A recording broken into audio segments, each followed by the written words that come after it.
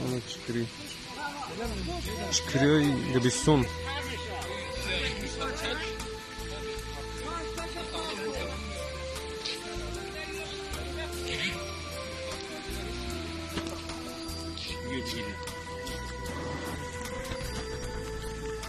نه چکری تایسانگی چند سمه کیلو؟